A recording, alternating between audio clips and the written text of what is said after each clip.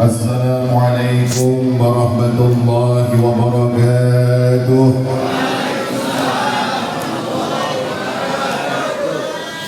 الحمد لله القهار العزيز الجبار مكور الليل على النهار، والصلاة والسلام على سيدنا محمد خير البشر الذي يأمر بالمعروف وينهى عن الفحشاء والمنكر، وعلى آله وأصحابه وذرياته الأخيار. أشهد أن لا إله إلا الله الملك الحق المبين، وأشهد أن محمد رسول الله صادق الوعد الأمين. وقال الله تعالى في كتابه الكريم: إنما يخشى الله من دار العلماء.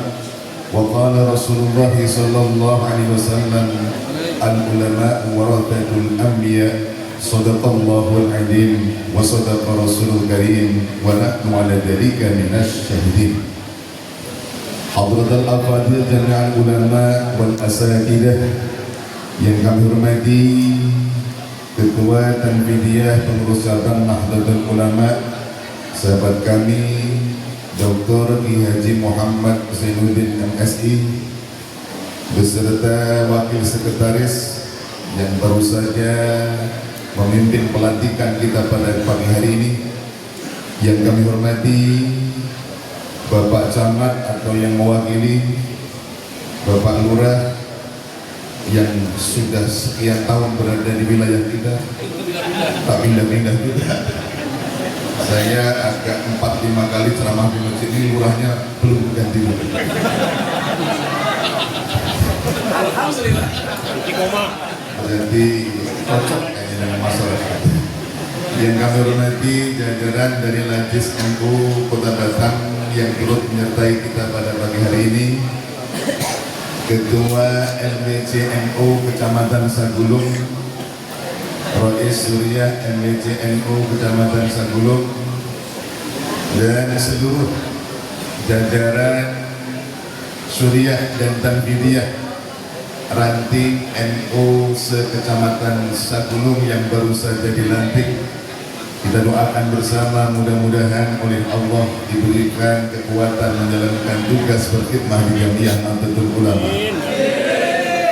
Yang kami hormati segenap badan otong NU hadir di tengah-tengah kita, Muslimat NU, Batayat NU, Ansor, Banser, Pakar Musa, dan seluruh Bapak Ibu Nahdiyin Nahdiyat Muslimin Muslimat yang dirahmati Allah Subhanahu wa Ta'ala. Puji syukur kita sanjungkan kehadirat Allah atas nikmat yang dianugerahkan kepada kita semua, sehingga kita bisa hadir di tempat yang mulia ini dalam rangka mengikuti kegiatannya 3-in-1, ya, 3 kegiatan dalam satu majelis. Pertama ada pelantikan, yang kedua peringatan Hari Santri, dan yang ketiga doa Allah. Memang kalau dana agak cekak, doa Allah salah satu solusi ala Nahdien. Salawat dan salam semoga senantiasa tercurah limpahkan kehadiran pembawa pelita Islam, junjungan agung baginda Rasulullah Muhammad sallallahu alaihi wasallam, para keluarga, para sahabat, serta para pengikutnya hingga di akhir zaman. Jalan-jalan ke Pulau Sebatik, singgahlah sejenak di Pulau Panjangan. Kami ucapkan selamat untuk pengurus yang dilantik. Semoga semakin bersemangat untuk berkhidmat. Bapak Ibu saudara sekalian yang dirahmati Allah, pada siang hari ini kita bersama-sama menggelar pelantikan bersempena dengan peringatan Hari Santri di tahun 2025 ini.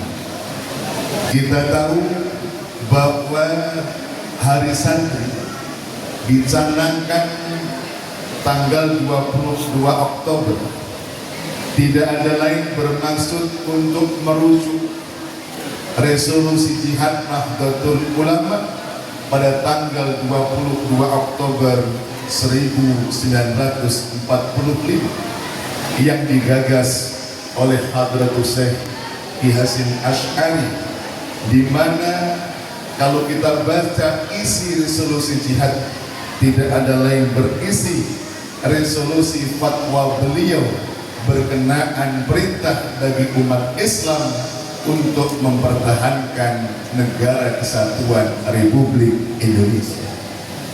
Dari 22 Oktober 1945 inilah menjadi inspirasi meletusnya tanggal 10 November 1945 yang kemudian hari ini kita peringati dengan Hari Pahlawan.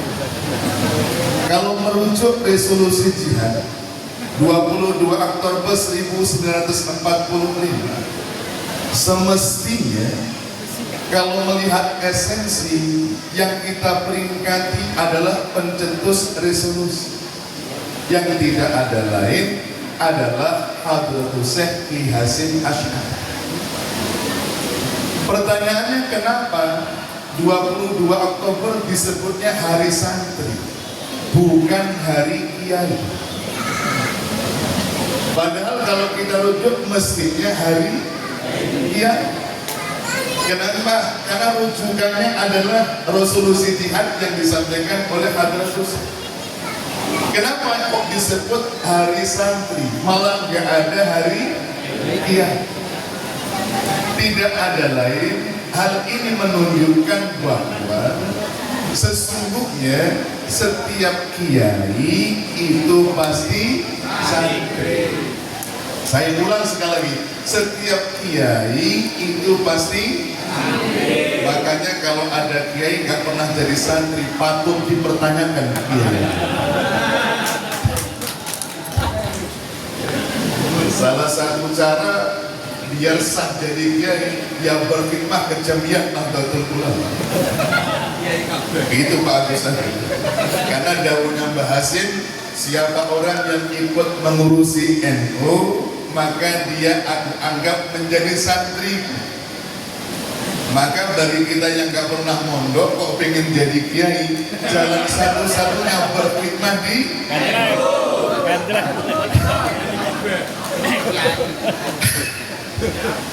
Nah, ini menunjukkan bahwa setiap kiai itu pasti santri, termasuk Hadratus Syekh sendiri. Beliau dulu juga santri. Santrinya siapa? Santri kiainya. Dalam catatan sejarah, Hadratus Syekh pernah berguru kepada Syekhona Khalil Bangkalan Madura. Begitu juga Hadratus Syekh pernah beliau belajar ke Mekah, berguru kepada sejumlah ulama besar, ya. Di antaranya ada di situ Syekh Yasin Al-Fadani dan seterusnya. Maka tidak ada lain, sekelas Mbah Hasyim pun walaupun kita duduki Hadratus Syekh, walaupun beliau seorang kiai, pendiri pondok pesantren Teguh Ireng sekalipun, beliau adalah seorang santri. Dan meskipun seorang santri berguru kepada Syekhona Khalil Bangkalan, tapi ketika selesai berguru dari Syekhona Khalil, dikisahkan Mbah Hasyim kemudian balik, ya, ke Teguh Ireng mendirikan pesantren. Ada satu riwayat yang mengatakan Syekhona Khalil pun sempat beristifadah mengambil ilmu Mbah Hasyim. Kata Mbah Hasyim, engkau kan guru kami Syekhona, kenapa hadir di majelis? Dan itulah tradisi ulama-ulama dahulu, termasuk riwayat Kiai Abdul Karim Lirboyo. Beliau itu termasuk kakak seniornya Mbah Hasyim ketika di Syekhona Khalil Bangkalan. Ya, di pondok itu kan biasa sama kakak senior ya manggilnya Kang gitu. Ya, jadi nggak ada di pondok zaman dulu manggil ustaz itu nggak ada, manggilnya ya Kang gitu. Betul. Yang alumni pondok-pondok tua begitu. Lah, apa yang terjadi? Walaupun Mbak Yai Abdul Karim ini senior di Pondok Bangkal, tapi karena kehebatan Mbah Hasim dalam persoalan hadis, beliau sering menghatamkan baca Sahih Bukhari, Sahih Muslim. Mbah Abdul Karim Lirboyo sebelum balik ke Lirboyo mendirikan pesantren Lirboyo sempat istifadah, mampir ke Tebuiran. Ada riwayat mengatakan antara 4 sampai 5 tahun. Padahal beliau adalah seniornya di Basaikona. Yang ini kami sampaikan apa?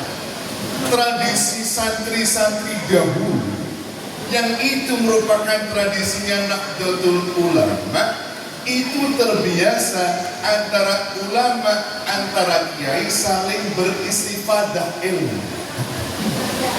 Jadi nggak ada istilah karena mentang-mentang sudah mondok 10 tahun dianggap kiai paling hebat, lalu nggak mau ikut basul masail dengan yang lain. Kenapa?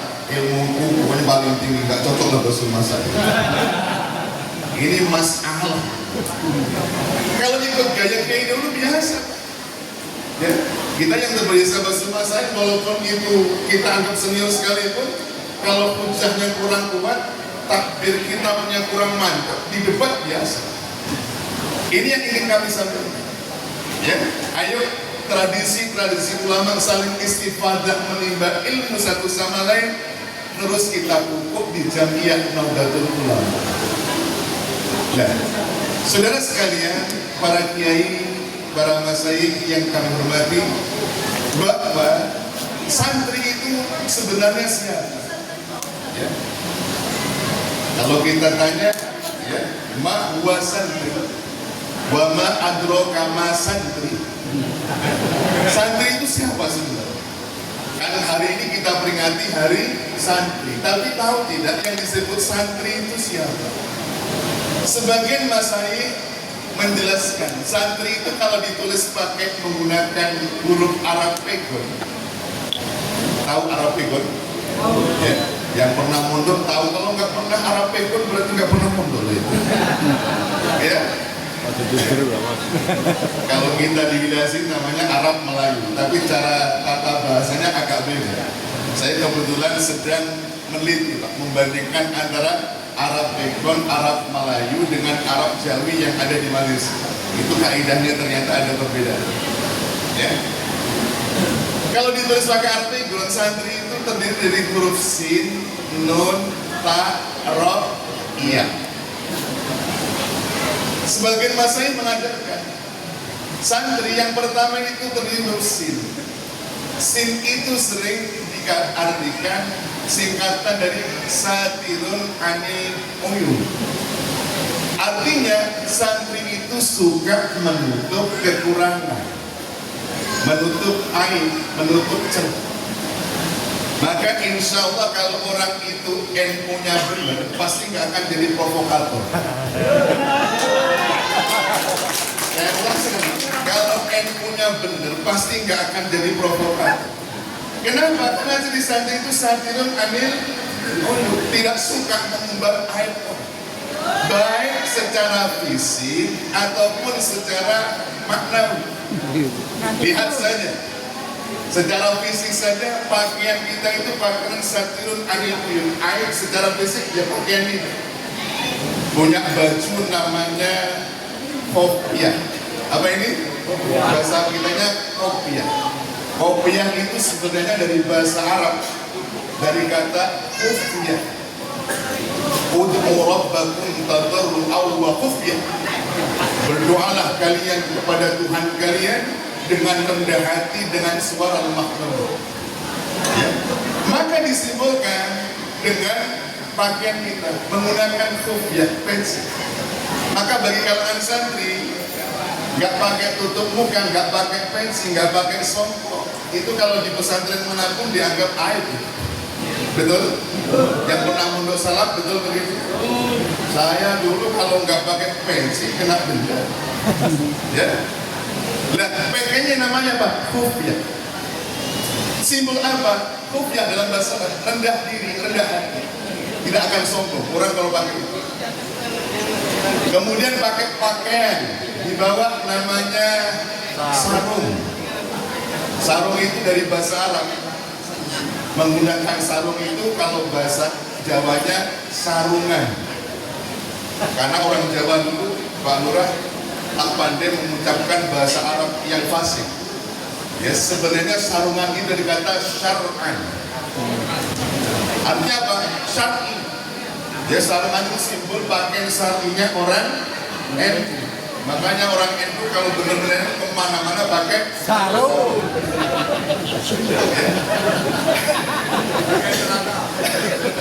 Gak pakai celana. Itu tergantung mazhabnya. Tapi itulah. Jadi secara fisik aja kita sudah punya penampilan gitu. Penampilan yang menunjukkan kerendahan, menutup aurat. Ya. Oleh sebab itu, maaf bagi kita yang dilantik, terutama yang mungkin, karena kalau tanfidiyah boleh siapa saja terus itu harus yang agung pondok. Tapi saya pesankan bagi pengurus ranting yang siang ini dilantik, ya mulai hari ini karena kita sudah bergabung dengan NU, pakaian pun juga ala NU. Tak cocok pengurus ranting NU, mohon maaf, pakai celana di atas lutut. Siapa itu pengurus ranting NU? Kenapa? Karena kita punya jiwa satirus satirun anil dunia, tutup secara lahiriah dan batiniah. Kemudian yang kedua, ajar waktu.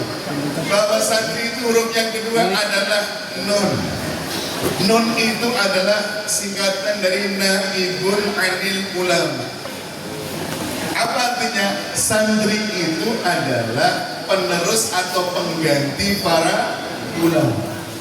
Sementara ulama itu warasatul anbiya. Jadi ulama itu pewaris para nabi, pewaris para ulama itu adalah kalangan santri. Oleh sebab itu, tentu santri mengikuti ulamanya, mengikuti kiainya. Kiainya mengikuti Rasulullah Sallallahu Alaihi Wasallam.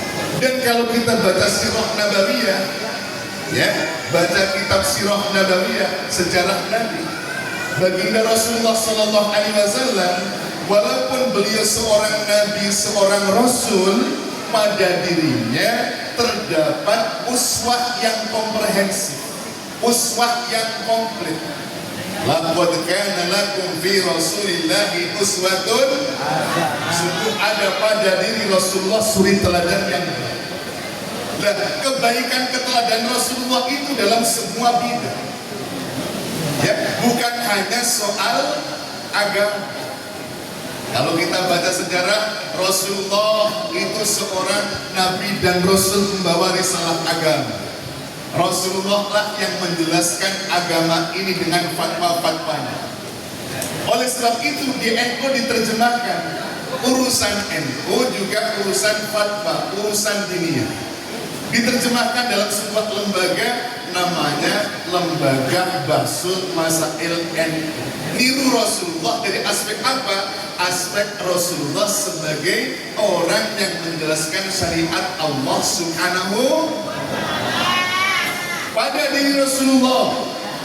Beliau juga tercermin dalam dirinya akhlak yang mulia. Wa innaka la'ala khuluqin adil. Pada dirimu Muhammad terdapat akhlak yang adil. Maka di NU dimanifestasikan bagaimana biar punya akhlak agung, harus ada tazkiyatun nafs, membersihkan diri. Melalui jalur apa? Jalur tasawuf. Maka ada kemudian lembaga di NU, badan otonom, namanya Jam'iyah Ahlul Thariqah Muktabarah An-Nahdiyah. Ada Jatma. Ini lembaga meniru Rasulullah dari aspek apa? Akhlak tasawuf. Baginda Rasulullah Sallallahu Alaihi Wasallam dalam sejarah boleh kita baca, beliau juga menjadi teladan kita. Seorang apa? Seorang pedagang yang sukses, pebisnis yang hebat. Maka oleh NU diterjemahkan, di NU ada lembaga perekonomian Nahdlatul Ulama. Tadi yang sudah disampaikan oleh beliau. Sekarang ekonomi PCNU Batam lagi bergeliat. Ya, ya, tidak hanya dulu hanya kemana-mana pakai ya dana. Sekarang apa? Sekarang sudah bisa memberikan dana. Tidak minta dana lagi, sudah bisa berkontribusi untuk Nahdi. Ada sekian adik-adik kita di Banser, di Ansor, di Pagar Nusa, di PMII yang diikutkan training untuk bisa punya keahlian, diberikan peluang untuk dikerja-kerja yang profesional. Ini juga niru Rasulullah. Dari aspek apa? Rasulullah dulu juga seorang pebisnis yang hebat, pedagang yang sukses. Begitu juga Rasulullah Sallallahu Alaihi Wasallam. Ternyata dalam sejarah beliau juga seorang panglima perang. Berbagai macam peperangan Rasulullah ikut turun. Ya. Bahkan beberapa kali Rasulullah diberikan mukjizat oleh Allah. Ya. Oleh sebab itu di NU diterjemahkan dalam bentuk apa? Ada namanya Ikatan Pencak Silat Pagar Nusa, melatih untuk siap berperang. Ya, ini yang tradisional. Yang agak modern ada namanya Barisan Ansor Serbaguna, disingkat Banser. Ini yang agak modern karena dilatih baris berbaris main drum. Ya. Jadi energi komplit. Baginda Rasulullah Muhammad Sallallahu Alaihi Wasallam dalam catatan sejarah juga pernah Masjid Nabawi dijadikan oleh Rasulullah tempat untuk merawat pasukan-pasukan perang yang luka-luka. Jadi Masjid Nabawi itu pernah untuk merawat yang luka-luka di Masjid Nabawi.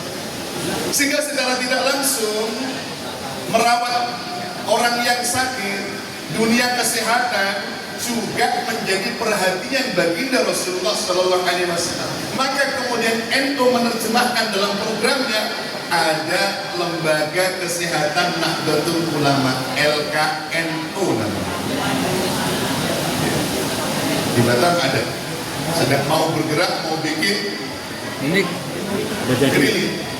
Ya. Mudah-mudahan nanti jadi rumah sakit. Kan kalau warga NU sakit semuanya di rumah sakit NU kan pasti untung rumah sakit. Asalkan bayar. Jangan merasa karena punya NU mintanya gratis terus. Begitu juga. Ya. Dulu baginda Rasulullah Muhammad Sallallahu Alaihi Wasallam. Ya, dalam catatan sejarah juga membina sejumlah kaum wanita, membina anak muda. Maka di NU ada Muslimat NU, ada Fatayat NU, ada Ansor, ada Ibnu, ada IBN. Itulah makna naibun anil ulama. Kita adalah orang yang akan meneruskan para ulama, sementara ulama itu pewaris para nabi. Maka kegiatan yang dilakukan oleh Nahdlatul Ulama melembagakan terhadap apa yang dulu dipraktekkan oleh baginda Rasulullah Sallallahu Alaihi Wasallam dalam bentuk organisasi. You understand? Yes. Hebat juga bahasa Inggris. Ya, untung jawabnya yes. Kalau saya jawab, you understand? 10. Kalau 10 berarti 10 menit lagi selesai. You understand? 10. 10 menit selesai. Itu nun. Kemudian yang selanjutnya ya adalah taibun anid dulu.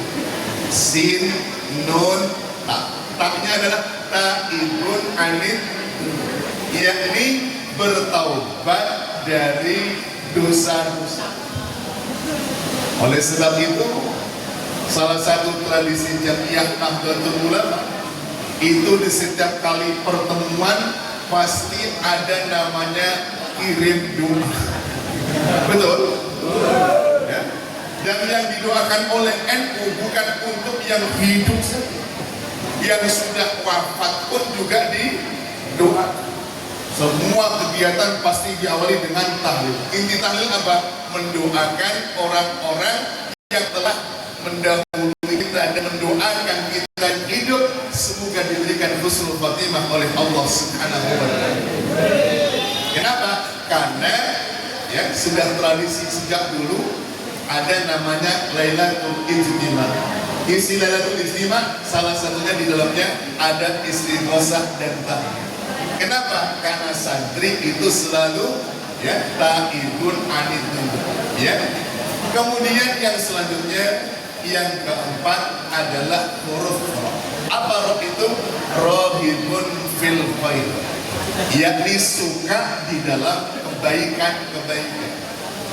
Maka bersyukur Bapak Ibu sekalian, kalau hari ini kita ditakdirkan oleh Allah bergabung dengan Jam'iyah Nahdlatul Ulama. Saya kebetulan sehari-hari sebagai Ketua Umum Majelis Ulama Indonesia Kota Batam. Tapi sering saya bilang ke Pak Zainuddin, saya sebagai Ketua Umum MUI Kota Batam itu cabang dari Nahdlatul Ulama. Saya di sana karena didelegasikan oleh saya sudah pelajari semua ormas, karena di MU itu semua ormas ada. Tidak ada rasanya ormas Islam itu yang oleh pendirinya diatur sedemikian rupa arah organisasi itu mau dibawa kemana. Dan di NU ini kita temukan di konon asasinya Bahasim Asy'ari Khadrosi telah mencantumkan bagaimana akidahnya, bagaimana soal syariahnya, bagaimana akhlak tasawufnya sudah dijelaskan dengan detail oleh muassis Jam'iyah Nahdlatul Ulama. Saya tidak bermaksud mengkerdilkan ormas yang lain, tapi ada ormas yang mengklaim dirinya Ahlus Sunnah wal Jamaah. Tapi model Ahlus Sunnahnya wal Jamaah seperti apa? Itulah syarqiyah wala gharbiyah. Entah ke barat, entah ke timur, tak tentu arah. Ngakunya Ahlus Sunnah wal Jamaah tapi tidak tentu arah kemana. Tapi kalau NU identitasnya jelas. Soal akidah pokoknya gak boleh keluar dari ya akidahnya Imam Asy'ari dan Imam Al-Madini. Dalam soal syariah, soal fikih, kita tidak boleh lepas dari madhab yang empat, dari madhab Maliki, Hanafi, Syafi'i, dan Hambali. Dalam soal tasawuf, jelas bahwa identitas kita adalah tasawuf yang diajarkan oleh ya Imam Abu Hamid Al-Ghazali dan Junaid Al-Baghdadi.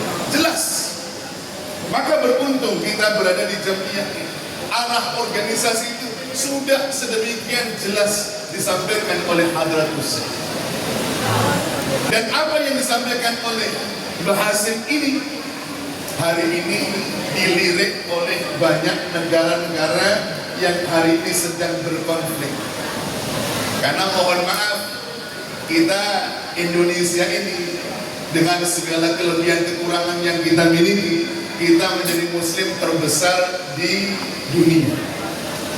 Kecuali kemarin akhir 2024 kita kalah dengan Pakistan sudah. Indonesia nomor 2 sudah. Tapi bertahun-tahun kita menjadi umat Islam terbesar di dunia. Kalau ditanya umat terbesar Islam di dunia ini, ya paling besar siapa? Tidak ada lain adalah Nahdlatul Ulama. Mereka melihat negara-negara lain banyak sekali yang konflik, terpecah belah, perang dan seterusnya. Kenapa Indonesia kok aman? Maka mereka mencari tahu sebenarnya NU itu siapa. Menjadi pikiran. Karena NU ini cukup kuat dan solid, maka belakangan kata Ki Haji Ma'ruf Amin, kata beliau, hari ini ada upaya setan gepeng yang mendiskreditkan santri dan NU. Paham maksudnya? Ya, ada upaya terstruktur setan gepeng yang mendiskreditkan santri dan NU. Bertahun-tahun saya rasakan, ya 2-3 tahun belakangan ini terasa sekali. Ada upaya bagaimana pendidikan pesantren itu dilebur di Diknas. Ada upaya. Indonesia ini yang urus pendidikan banyak betul. Biar satu pintu di bawah Diknas saja. termasuk pesantren ada rencana mau diatur oleh Dinas. Untung para kiai bersuara, nggak jadi. Begitu Al-Qos ini runtuh, kowar-kowar, pokoknya pesantren ditutup aja karena itu membahayakan keselamatan santri. Padahal hanya dari ribuan santri hanya satu kasus, tapi sedemikian rupa di French. Ya, dan begitu seterusnya. Memang di satu sisi kita mungkin intervensi diri, tapi di sisi lain memang harus kita sadari. Dan yang terakhir, kisah yang kemarin, salah satu stasiun televisi begitu tendensius mendiskreditkan budaya yang ada dalam dunia pesantren. Ya. Yang ngomong bukan saya. Nanti kalau ketua umum ditanya, suka saya ngomong Bapak sekalian yang dirahmati Allah. Oleh sebab itu, ayo dengan dilantiknya pengurus ranting NU ini mudah-mudahan, karena sesungguhnya grassroots NU itu ada di wilayah Bapak. Kalau kami PW itu terlalu jauh dengan grassroots.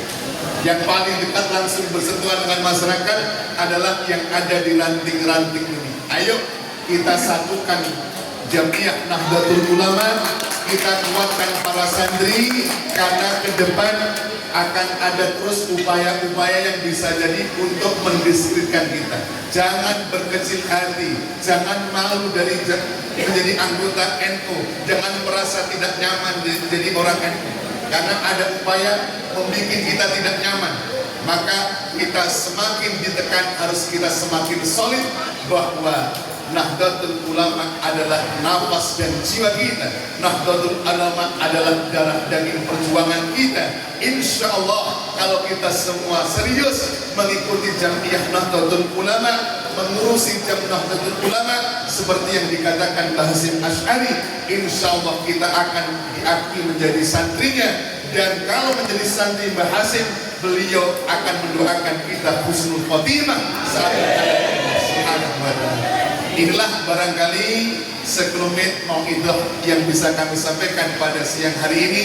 Pada akhirnya kita semua berdoa, mudah-mudahan keseluruhan Jamiah Nahdlatul Ulama dari PBNU, PWNU, TCNU, MBCNU sampai ranting, bahkan mungkin anak ranting, senantiasa dijaga oleh Allah Subhanahu wa ta'ala. Allah satukan hati-hati keluarga Nahdien sehingga cita-cita besar dari muassis Jamiah Nahdlatul Ulama, yakni membumikan Islam Ahlus Sunnah wal Jamaah, Islam rahmatan alamin di negara kesatuan Republik Indonesia, dimudahkan oleh Allah Subhanahu wa ta'ala. Dan sekali lagi jangan berkecil hati, karena mulai juga sudah ada orang yang merasa minder anaknya dimondokkan di pesantren. Anak saya kalau mondok nanti keluar jadi apa? Mulai ada yang mulai risau. Saya katakan jangan berkecil hati, karena banyak orang-orang besar yang lahir dari dunia pesantren. Ada anak santri yang sempat jadi presiden. Siapa? Gus Dur, Kiai Haji Abdul Rahman. Ada anak santri yang pernah menjadi wakil presiden. Siapa? Kiai Haji Ma'ruf Amin. Ada anak santri yang pernah menjadi ketua parlemen. Banyak, mulai Idam Khalid kalau zaman dulu, ada Mbah Wahab Asrullah zaman dahulu, apalagi yang belakangan banyak yang muda-muda yang jadi menteri, banyak yang jadi gubernur, banyak. Berbagai macam santri bisa menempati posisi apapun. Maka santri harus tetap tegar dan tetap percaya diri. Demikian, mudah-mudahan manfaat. Terima kasih atas segala perhatian. Mohon maaf atas segala kekhilafan. Kalau pepaya sudah dibelah, tibalah saatnya untuk dimakan. Jika ada kata yang salah, sudilah kiranya untuk dimaafkan. Kalau pedang melukai tubuh, ada harapan untuk sembuh. Kalau kata-kata melukai hati, kemana obat tidak dicari kecuali permintaan maaf dari saya, Luqman pribadi. Sampai bertemu dalam progresi dan perubahan yang sama. Mari kita tutup majelis ini. A'udzubillahi minasyaitonir rajim. Bismillahirrahmanirrahim. Alhamdulillahirabbil alamin. والصلاة والسلام على أشرف الأنبياء والمرسلين وعلى آله وصحبه وبارك وسلم أجمعين. اللهم إنا نسألك موجبة رحمتك ومغفرتك والسلامة من كل إثم والغنيمة من كل بر والفوز بالجنة والنجاة من النار. اللهم أعز اللهم زدنا ولا تنقصنا وأكرمنا ولا تهنا ويسر لنا ولا تعسر علينا وارضنا وارض عنا وتقبل منا وادخلنا الجنة بسلام آمنين يا أرحم الراحمين. ارحمنا ربنا اغفر لنا ولوالدينا وارحمهم كما ربنا الصغار ولجميع المسلمين والمسلمات والمؤمنين والمؤمنات الأحياء منهم والأموات يا عالم السر منا لا تحرق الستر عنا وعافنا واعف عنا وكلنا حيث كنا يا الله بها يا الله بها يا الله بحسن الخاتمة. ربنا آتنا في الدنيا حسنة وفي الآخرة حسنة وقنا عذاب النار. سبحان ربك رب العزة عما يصفون وسلام على المرسلين والحمد لله رب العالمين. تقبل الله منكم.